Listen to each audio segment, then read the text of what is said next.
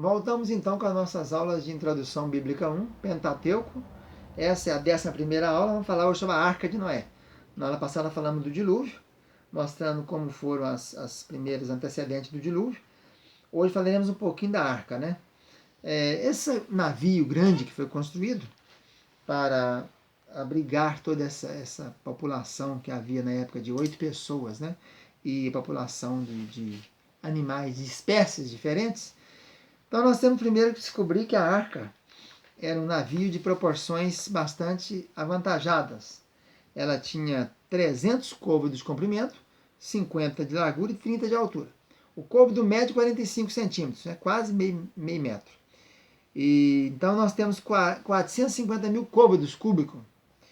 Isso aí, se você fizer multiplicar o 135 metros de comprimento, 22,5 de largura por 13,5 de altura, e esses 13,5 tem 3 pisos, né? Cada piso mais ou menos aí de 4 metros, 4 vezes 3, 12. Em cima tem uma janelazinha de 45 centímetros. E no meio devia ser que ela tinha uma área, um vão livre no meio, né? Para fazer a circulação do ar, né? O ar tinha que subir e saía naquela janelinha, descia e saía, para a respiração dos animais que estavam ali dentro, nos 3 pisos, né? O peso bruto dela, calculando aí quanto ela poderia, só ela em si, a tara dela, quanto ela pesava, mais ou menos, os cientistas calcularam em quase 14 toneladas, 14 mil toneladas, mais ou menos 13.960. O quanto que ela podia deslocar? Mais umas 6 mil toneladas, atingindo quase 20 mil. O quanto ela recebia, né, o empuxo dela, quanto ela conseguia carregar. Mas ela equivale mais ou menos a um prédio de 67 andares, 200 metros por andar quadrado, 200 metros quadrados por andar. Ela caberia mais ou menos 300, dentro dela caberia mais ou menos 360 containers de 40 pés, ou mais ou menos 3.400 jaulas de 12 metros cúbicos, ou então caberia nela mais ou menos quase 4.000 veículos Corsa da GM, esse carrinho Corsa, que mede mais ou menos 10 metros cúbicos, né? Você pega o comprimento, a largura e a altura, você tem 1 metro cúbico. Então a arca tinha mais ou menos capacidade para receber umas 120 mil ovelhas. Uma ovelha é um animalzinho médio aí, né? Um animal médio aí, talvez de 1 metro de altura, por uns 50 centímetros de comprimento, por uns 50 centímetros aí, 60, 70 de altura. Então ela tinha condição de receber esse animal todo. E alguém pergunta, mas como é que coube tantos animais? Como é que couberam esses tantos animais na arca? Ela era betumada por dentro e por fora, para fazer a impermeabilização dela, não é isso? E eu creio também que é um dos motivos que foi colocado aquela tipo de borracha, esse betume, esse piche, é um tipo de borracha, né? É porque quando abriram as fontes do grande abismo e as comportas do céu, não caiu gotinha de chuva. Não foi uma chuvinha aí, né, que descia uns pingozinhos, umas pedrinhas, não. Você imagina uma tromba d'água, é uma nuvem abrir. Então, quando abriu as comportas do céu, desceu água, que eu creio que a maioria dos habitantes daqueles dias, que eram muitos, nós vamos falar agora sobre isso, muitas pessoas estavam vivas na Terra, havia 1656 anos que estava havendo cruzamento de espécies, né? Adão e Eva, depois as meninas dele com os maridos dela, o Sete com a mulher dele, o Caim com a mulher dele, o Abel morreu, mas não se sabe se tinha filho ou se era casado ou não. O certo é que a multiplicação na teoria de Malthus, nós vamos ter aí nessa época uma população bastante grande já. População em 1650 anos, da teoria de Malthus, que é a PA e PG. A PG você multiplica pelo outro, 2 vezes 2, 4, 4 vezes 4, 16, 16 vezes 16, 256 e vai embora assim. Né? Malthus é um geógrafo, um estudioso, um cientista da Europa que propôs essa teoria, que a população cresce multiplicando enquanto o alimento cresce somando.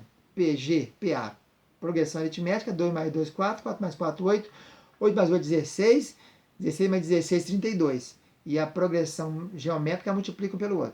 Então os cálculos indicam que se começar com 2 pessoas, você pegar um casal, após 1656 anos, vai ter mais ou menos 4,5 bilhões de habitantes na Terra, que teria naqueles dias. Você tirar então ali as guerras que teriam, as epidemias, os desastres naturais, violência, que estava muito violenta a Terra, né? O Lameque logo matou 2 camaradas, o Caim começou a matar, entrou o assassinato, tinha música, tinha tinha instrumentos musicais, entretenimento, né? Entretenimento, lazer, tinha gado para churrasco, né? Nós tínhamos um monte de coisa, isso aí, a gente tirando o máximo que puder, você vai ter mais ou menos naquela época, no máximo, no mínimo 750 milhões de habitantes e no máximo 2 bilhões. Então você pega a metade. Pela teoria da multiplicação, duas pessoas, um casal, depois de 1656 anos, pela matemática, sem contar que não morreu ninguém, daria mais ou menos 4 bilhões e meio de pessoas. Se você pensar que em 1656 anos é só que o homem que mais viveu não viveu nem 1000, então muita gente morreu, metade teria morrido mais ou menos. Então você teria o máximo de 2 bilhões, o mínimo de 1 bilhão, de 1 a 2 bilhões. Então você tira 8 pessoas que escapou, o resto morreu tudo. Né? Esse povo todo que morreu, eles morreram por quê? Primeiro porque houve inundação. E segundo, eu creio que a maioria deles não morreram afogados. Na minha cabeça, a maioria deles morreram pela queda das fontes da janela do céu que abriu. As comportas do céu se abriu. Então uma tromba d'água caiu na sua cabeça. Então, se você pega um prego e solta ele da altura de 10 mil metros, um prego que pesa aí 1 grama, vai chegar aqui pesando talvez 1000 vezes mais, você imagina uma gota de água, uma quantidade de água, um balde de água, pensa assim, que solta lá de cima das nuvens, né? A nuvem estaria aqui mais ou menos aí 2 mil metros, 3 mil metros, e essa nuvem, isso aí bate aqui. Tromba d'água é um negócio de louco. Aqui na nossa cidade aqui de Lajinha, uma tromba d'água teve aqui, passou em cima da ponte principal da cidade, que tem uma altura mais ou menos de uns 6 a 7 metros de altura. Nunca na história da Lajinha aconteceu isso, e no ano de 2001 aconteceu isso. Uma tromba d'água que caiu aqui na cabeceira do rio, um córregozinho pequeno, ele inundou a cidade inteira e passou na principal avenida. Então a maioria do povo morreu com as fontes termais que romperam, os geyser, né, aquela água pelando do magma terrestre, você passar uma água dentro do magma, a temperatura de 2, 3 mil graus Celsius. Então aqui sabe fervendo, que queimou o povo todo. Então foi morte por baixo, morte por cima. Então eu acho que poucas pessoas morreram afogadas. Então a situação do dilúvio é essa. A arca está construída, ela tem betume por dentro e por fora, ela tem 3 pisos, né? Tem um canal, uma área que é livre no meio, um vão livre, para todos os animais poderem respirar, e Noé também. Tem uma janelinha em cima de 45 centímetros, tipo uma clarabóia, onde entra e sai água, né? Você sabe muito bem que o sol sempre existe. A gente, um dia que está nublado, igual um dia de hoje aqui, nós temos o quê? Abaixo das nuvens está nublado. Você pegar um avião, passar em cima do sol, em cima das nuvens, logo você vai ver que não existe dia nenhum nublado aqui, lá em cima depois, né, das nuvens. O nublado é para baixo. A chuva é embaixo, o nublado é embaixo, a friagem é embaixo, as nuvens como se fosse um cobertor. Depois que o avião cruzou aqui e anda aqui em cima, é só sol. Então Noé, já que ele estava sobre aquela altura muito grande, né, porque diz que as águas subiram 15 côvados acima da maior montanha. A maior montanha é o Everest, que tem 8.800 e tantos metros. Então você pega mais 15 côvados, que vai dar aí 7,5 metros mais ou menos. Então, com certeza não tinha mais nuvem nenhuma por ali. Estava só o sol ali, direto ali, né?